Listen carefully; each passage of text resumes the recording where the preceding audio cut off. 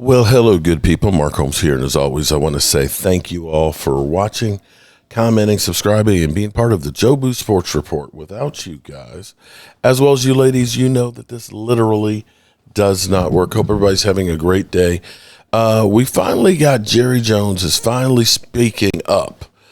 He's on 105.3 The Fan this morning, and he is defending the decision to hire Matt Aberfuss. Let's go to the tape right now.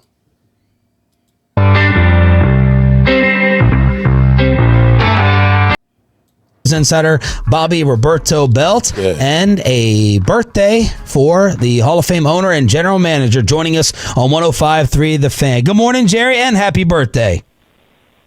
Hey, well, thank you very much, guys. And first of all, I would have liked to have celebrated that birthday with a big winning candle on the top of some kind of cake, but still, that's the way it goes.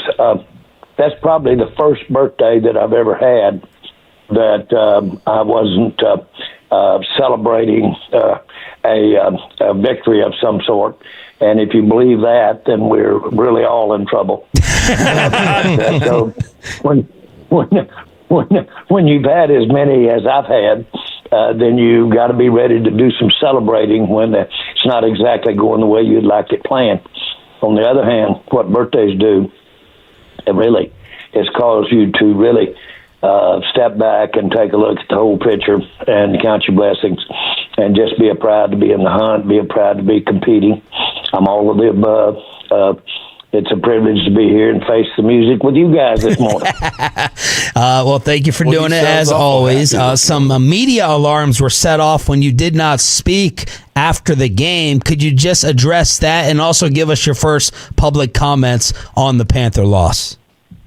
Now, that Carolina setup over there is a long, long way from the area you sit in.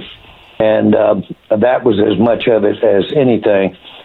Secondly, yes, there was a frustration because we had such a good chance to win that game at the end, and thought it could go our way after basically holding the lead, yet physically getting pushed around a little bit out there. All of that probably didn't make me just be all that urgent to get over there and visit with everybody, and I've done that from time to time. This isn't the first one of those, especially those road games. Jerry, I know that I heard you on Friday with the guys talk about the league being designed for parity. We saw 2 upsets last night, but still, when we go up and down the schedule, right, part of the fun of being an NFL fan, we're like, that's a win, that's a win. Were you extra disappointed in that Carolina loss with you guys being favored and just looking at the other games on your schedule? Is that one that stings extra because of what people thought was going to happen? Yes, very much. I'm just like you. I go up and down that schedule as well. The reality of it, though, and I don't think it's unique to me either, is I realize how much parity we've got. And the real thing about it is on any of these games, on any of these times, which is always as scary, you evolve through a season, any of these teams can beat each other. And that's the real world. That's what makes this thing so interesting. And you shouldn't have any gimmies on that schedule. If you're not getting in there about 500 in the NFL, you really need to also check your whole card, because it's set up for you to be 500 with the way we draft, the way we trade. The lower teams are always the first to get the best shot at the best players. The way this whole thing is set up from a structure standpoint, then the thing that changes that as much as anything, of course, is a lot of times teams get on quite a run. They get on a run with some good quarterbacking, and we've got good quarterbacking. But they get on a run with good quarterbacking, and they change up what parity normally is. I think I saw today where with Romo and with Dak Prescott, I think I may be off by one, but we're either the 6th or 7th winningest team in all the NFL over their tenure, which is almost 20 years. Mm-hmm. to give you an idea of how close this thing is. Yet we're disappointed because we don't have a good record of appearance in the playoffs, which is really what it's all about. Nobody really does roll back and look at the fact that you're at the top of the league and winning percentages, winning games.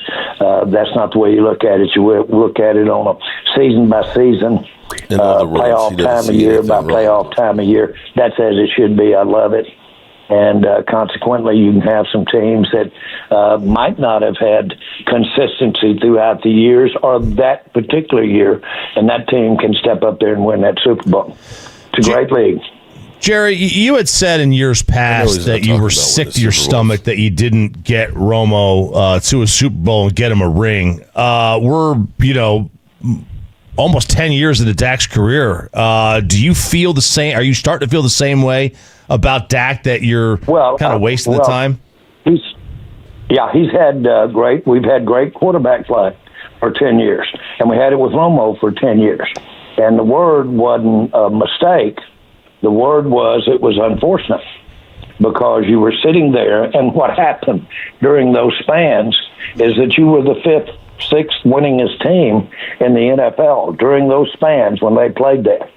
Yet their playoff records are not in that category of when I say their playoff records, the Cowboys' playoff records, not theirs, not completely on their shoulders. But you realize a chance missed.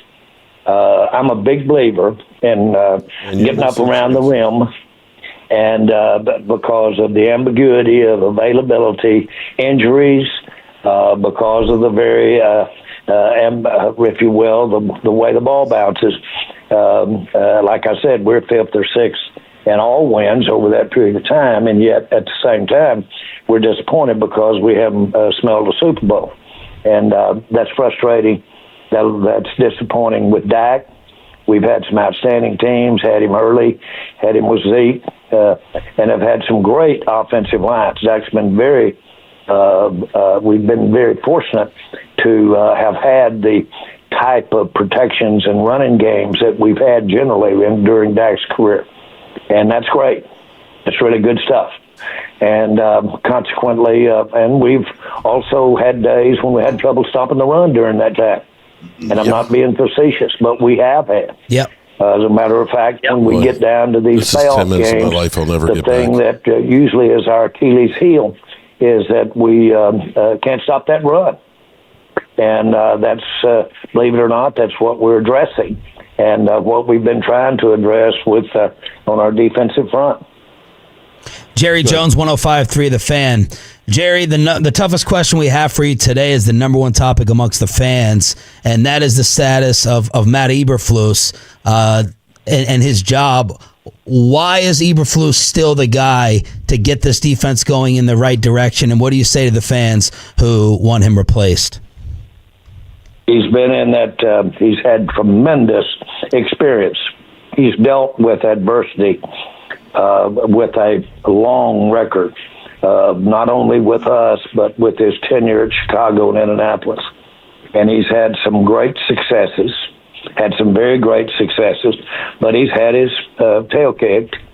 That's who I want in the foxhole with me, because there's no such thing as having all the answers. And so when I jumped at it, when I saw we had a chance to get him, I still feel as strongly as I did the day we brought him in here. And these things that we're dealing with here are not one, two major things. There are a lot of little things that you can address and get right. And you can adjust the nuances of them. And, for instance, the other day, we couldn't stop the run. Yet we were within a possession. If we drive that ball at the end of the game, we got a good chance to win it. We were up all day for the most part. And so there's a lot of ways to win football games. And Flus is dealing with nuances there that we can adjust and change. And you do adjust, and you do change. And there will be that. What's interesting is that the way the game panned out, was very, very on point with the way that our coaches planned for the game to pan out. We just thought we could get more stops. We thought we could physically do a better job with them. And they were able to scheme us a little bit, that to their credit. But we were in that game close enough. What I think I don't want to take too long on this answer, but Carolina is easy to overlook as a formidable matchup with us. They match up right good against where we need the work, and so they were a tough opponent for us the other day. We almost pulled it off. Jerry, a lot of stats are coming out, kind of lining up this defense with some of the worst in the history of the franchise of Mike Nolan and Rob Ryan and Monty Kiffin. Is this defense giving you totally different vibes of what those were? No, I remember all those defenses. If you look back, I don't know those defenses. Those coaches, you just Monty Kiffin's recognized one of the best defensive coaches in football, and you can go on through those names and you'll see them. They all had their days, and I'm not going to name names, but you can keep going with really outstanding defensive coaches. Let me say this: defensive coaching in the NFL, it is an all-day sucker, because this league makes its rules, and this league pushes toward offense, and that's good. I love that, and I love the game because of that. But we push it toward the offense, and so it's quite a challenge. And usually, if you execute a play and you block it right, you've got a good chance of moving that football, which they did the other day with their running game, of course. We thought that we could do a little better job in coverage, to say the least, and keep them from making a couple of those big throws they made. And we busted a couple of assignments, obviously. But the game plan was to understand they were going to run that football, and we just needed to do a good job at defending that pass, and then we need to do a good job when we had the ball. Jerry, you guys are playing one of the highest zone rates in coverage in football this year. And Greg Olsen, who was on the call for Fox, said that it made the Cowboys too predictable on defense and that teams were taking advantage of that. What are your thoughts on the rate of zone coverage you're playing and the predictability of that? That doesn't surprise me that he would assess that at all. And I agree, you look predictable when they're blowing you out. And that's, you can say zone, get over in man. We've got players that have had success in man. Man creates the big plays. Not the problem, but one of the problems is zone is supposed to eliminate big plays, and it's supposed to be slow them down on their eventual moving the football to some degree. That's not give up. That's a strategy. Well, but you can't have the really big time play plus give it up on the what's the philosophy of the zone, and that's what we've got to make some corrections on, and we are, and we will. Jerry Jones joined us here, 105.3 The Fan. Jerry, Donovan Wilson has been getting beat up pretty bad, both on the field and by the fans, criticized for his play, especially in pass coverage. Is he being put in a position to succeed the way that he is being used?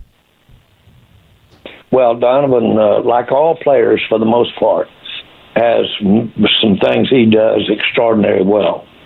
And the way he has played safety, particularly in the run game, and particularly with his aggressiveness, is one of the top careers of active players, I think.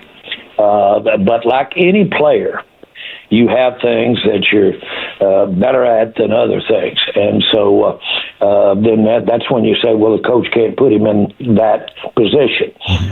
Trust me, the positioning of a player to use his skills the best is one of the premier focal points of any coach, and is our coaching too. And those are areas that you have to adjust. I don't mind telling you, one of the best tacklers we've ever had on this team, Hooker, at safety back there, has not been with us. That's a lot. That's that's been an issue for us there. Let me just talk about personnel a minute. Where we're potentially our strongest is pass rush. And we've got the most capable pass rushers that we've had. And we've got the ability to really rotate our players, which is very important in pass rush because that's probably you exert more energy there than any place else. And so there's ways that we can take our personnel. You're speaking of him. There's ways we can take our personnel and address what happened to us Sunday. Jerry Jones with us here on The Fan. Jerry, you have invested a lot of money in your corners, Deron Bland and Trayvon Diggs. There's been obviously a lot of struggles there. Like you mentioned, big plays in a coverage that's not designed to allow big plays. Can you still get your return on the investment you made in your corners? No. That's a good phrase, return on investment. And really, it's one that sounds pretty bright line, pretty factual. But what is that? Dig takes one interception. When he was all pro, he took 4 or 5 of those interceptions. Those are obviously turnovers. They had everything to do with us coming out on top. But when you do that, you take some risk. And a lot of times the ideal interception, the ideal defensive play is to cover and do your assigned area of responsibility. And then you step out, if you can, and make a play on the ball and get a turnover. Boy, what a mouthful, because it's rare when you can do all of those kinds of things. And so we're right now, across the board, we're not getting the turnover. We got one Sunday, and it really almost won the game. That difference right there was that one turnover.